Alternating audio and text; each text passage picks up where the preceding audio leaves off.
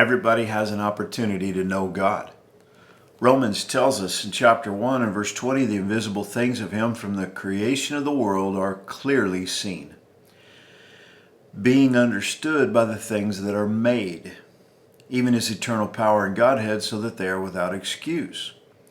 So when you look around the creation, when you study the micro level, the little bitty things, the bacteria, the atom, DNA molecule, you realize this is made.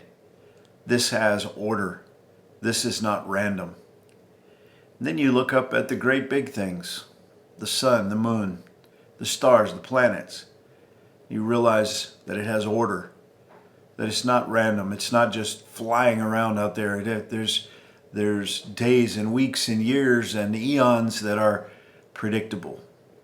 Eclipses and things that line up that are predictable. And it's been set in order. You realize this is made. Somebody very powerful made this.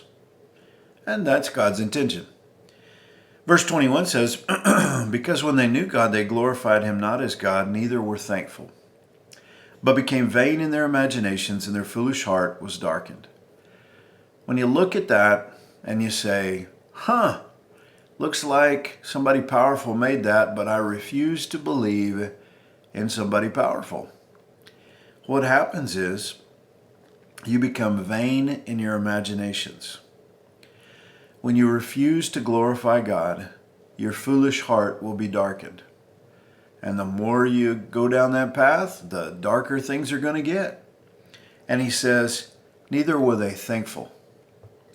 Isn't it interesting that one of the marks of the atheist is ingratitude, according to Romans 1:21. He goes on to say, professing themselves to be wise.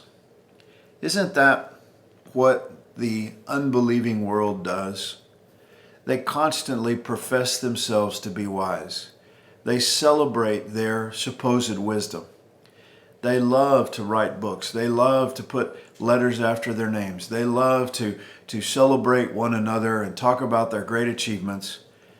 And yet, in all of their professing to be wise, they miss the most important thing in life.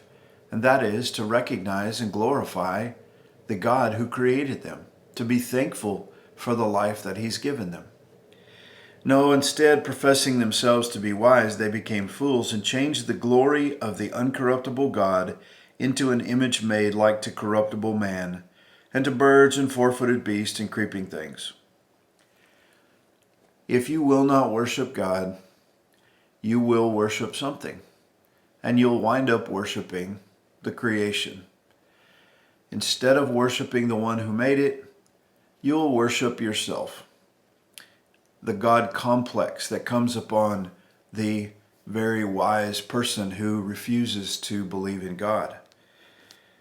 He says, wherefore God also gave them up to uncleanness through the lusts of their own hearts, to dishonor their own bodies between themselves, who changed the truth of God into a lie, and worshipped and served the creature more than the Creator, who is blessed forever. Amen. What a sad, sad reality that someone would ignore the Creator and worship the creature. It's everywhere. It's been going on for thousands of years, and it continues to go on today. But I want to encourage you today, when you go outside and you watch that sunrise, you need to realize that God spoke that into existence. When you see a beautiful ocean and you realize that God is the one who created that. He's the one who set the boundary of that beach line where He set it. When you look at a brand new baby, you realize that he was knit together in his mother's womb by the Creator.